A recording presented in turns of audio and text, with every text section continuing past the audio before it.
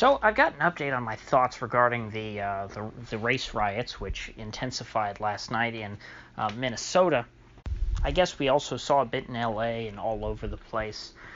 Anyway, as expected, people are very angry about this video, and something that kind of puzzles me, although I guess I isn't, because it's more of a factor of the media, is that there's so many of these situations where a cop is being recorded and he's on video doing some pretty bad stuff to somebody. In not all cases, as a cop, when a cop gets caught doing something bad, does the person end up dying? But I mean, if you follow any of these cop watch sites like Free Thought Project, and there's plenty of others. There's also, left-wing cop watch sites too, not just the more right-leaning ones. But stuff like this happens all the time. So, the difference, of course, being that, most of the time it's not blown up into a race relations issue. It's not an international incident. It's not, supposed to be about how bad these white supremacist cops are, going after the black folks. A lot of the times it's just, the black, it might be a black cop, or it might be, a white cop dealing with a white person. But I guess the media only really likes to latch on, when it's white cop, black guy, as I was saying the other day.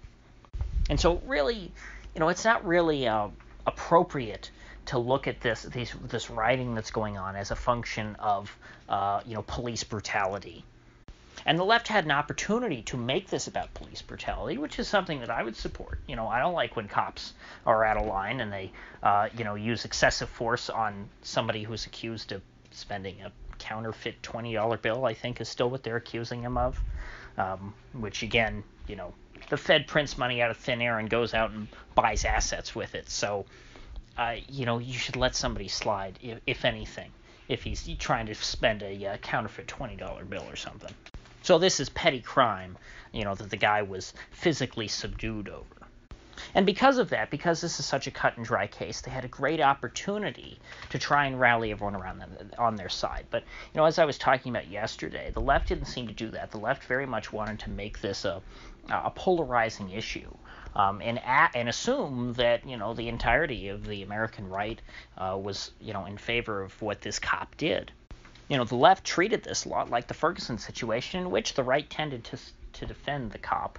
And in which folks on the right, your talk radio crowd, tended to deride or denounce the reputation of the black man that was killed.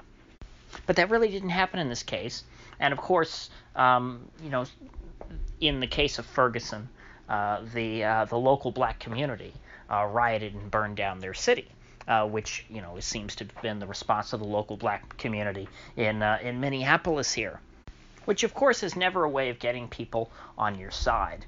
The Yellow Vests had to deal with that too, even though France is a much more riot-friendly culture.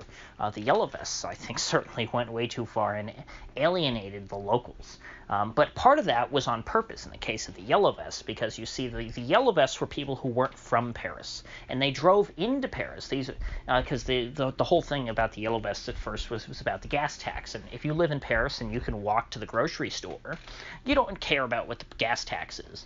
Whereas if you're a poor person who has to live out in the country or in the suburbs somewhere, you have to drive to get anywhere. And so raising the gas tax or the diesel fuel tax really affects you. So folks were driving into Paris and burning down Paris to teach the Parisians a lesson. And so, in a way, the political violence of the Yellow Vests was understandable. It was rational. It may not be something that I agreed with, but I understood why they did it. In this case, in Minneapolis, you have black folks just going out into the streets and burning down buildings in their own neighborhood and in their own city.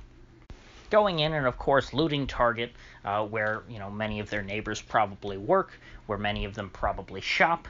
You had a 13-year-old kid drive his mom's car through the front of a Walgreens, and then he didn't know how to put it in reverse because he's a 13-year-old kid that doesn't know how to drive, but he wanted to be cool like all the adults around and riot too. We had folks going and breaking in all the small stores in the area, looters trying to sack a pawn shop where the pawn shop owner was waiting and was not going to have any of that, so he shot the looter, and then of course he was arrested for murder. Unlike the cop who actually seems to have murdered someone on camera, the pawn shop owner, who was trying to protect his store and his property and his business from these savage looters who were taking advantage of the situation and rioting, he's the one that gets to go to prison now. And so all this serves really to alienate many Americans from this whole cause. BLM, who's even heard the name Black Lives Matter in, a year or 2 months? I mean, it's been a very long time. I don't even know if I've even said the words Black Lives Matter on this channel. That's how long it's been since, that idea has been relevant.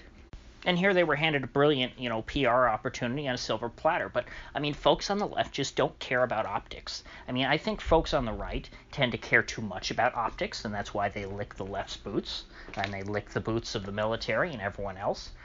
But, the left could show a bit more care when it comes to optics. And the reason why I'm specifically indicting the left here is not that I'm to say that the left is responsible for the actions of all black people in Minneapolis. I'm not saying that the blacks are left-wing puppets.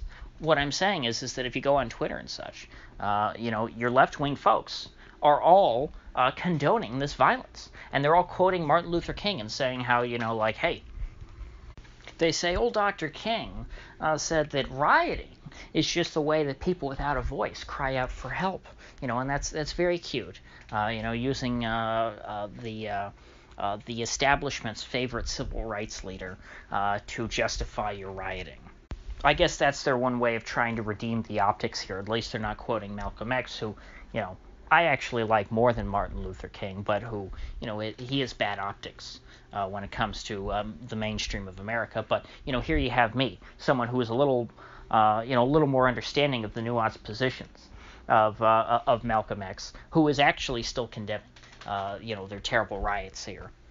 Because even though he was more radical than old Dr. King, I don't think would have been on board with this, because this doesn't help your situation.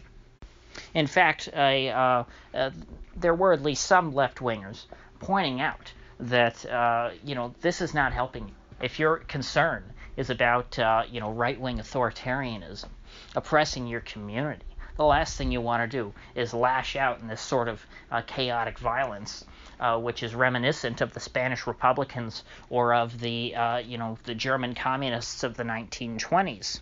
Because what you're going to do is you're going to create a reactionary backlash. This is how fascism was born in Europe, was by the left rising up and causing all this chaos, burning down churches, raping nuns, murdering the clergy, and demanding that businesses be overthrown and burned to the ground. This is what led to fascism. Mussolini and Hitler rose up to protect their people from these threats. That's how they were able to come to power. The folks in Germany and Italy were scared, and in Spain, were very scared of the left. And, first Mussolini, then Hitler, then Franco rose up and said, I will protect you. I will crush the anti-fascist mob, to borrow a phrase from Hans Hermann Hoppe. And mark my words, if this is the path that the left has chosen, then, we're going to see a similar pattern in the United States. Who hasn't been, too disappointed in the last few days, who seems to be just reveling in all of this chaos, is one Nick Fuentes. Nick Fuentes, who I haven't talked about in a while, is perfectly happy seeing the left react this way, because in his opinion, they're showing their true colors. And this helps him, make the case that he has, that, there is no peaceful solution. And frankly, I agree that the left is not powerful enough to seize, or they're not strong enough to seize power violently in this country. The only way that they can do it is, by hook or by crook. And if they continue acting up like this, if they continue misbehaving so much, well, then all they're going to do is empower the right to oppress them further. And this is how we will start seeing, battles in the streets. Because just like what happened in Europe after World War I, in the 20s and the early days of the Depression, when you had those left-wing rioters, you had right-wing vigilante squads squads organizing to defend, the middle class. And even though cities are less mixed these days and they're more universally left-wing, so you're not going to have that whole same dynamic of a right-wing urban middle class, reacting against a left-wing urban working class. You will have, that same dynamic build in a different way. It won't be exactly like the 20s and, early 30s. But, because history never repeats itself, but it does rhyme. Because think about it from the perspective of the folks who have to work or who own, these businesses, these small shops that are being destroyed in Minneapolis. It's been a very tough time with all this virus stuff and lockdowns. And let's say they've been shuttered for a long time, haven't been able to make much money. Let's say that many of their coworkers had been laid off and, they were one of the few stragglers that still had a job, and that they had, been able to preserve enough capital to weather this storm, to make it back to, the beginning of the reopening. And it looks like that they could see, the dawn on the horizon.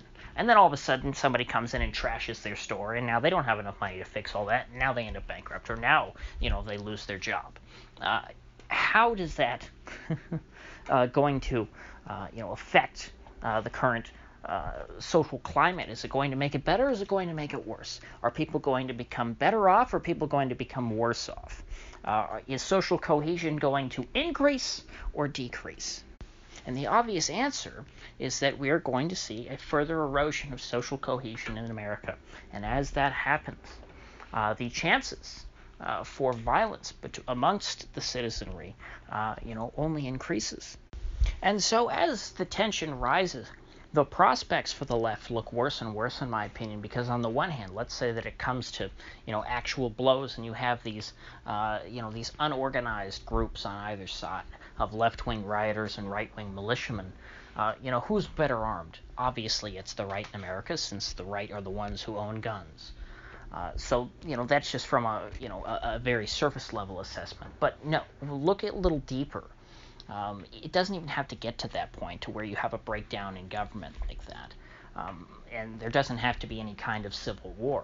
What you could see happening quite feasibly in taking the case of interwar Europe is that, as the left rises, the right wing, the middle class, reacts against that by supporting much more authoritarian figures in government who, impose a police state and crack down on the left-wing mob.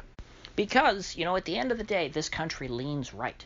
And if in countries like Germany and Italy, back then, these sorts of governments were able to come to power, I think that it's, certainly far more likely that would be the outcome in this country versus, say, some moonshot left-wing revolution. And so my advice to my left-wing friends, and I say that somewhat in jest, is to tread lightly from here going on forward, and try to think through your actions, or else risk losing all political power at all. Now, with that said, if you get anything of value out of this video, I'd appreciate you clicking that like button and sharing this video. And if you haven't already, please do subscribe, because I do upload every day, and I'd hate to have you miss one. So I'll see you folks back here tomorrow.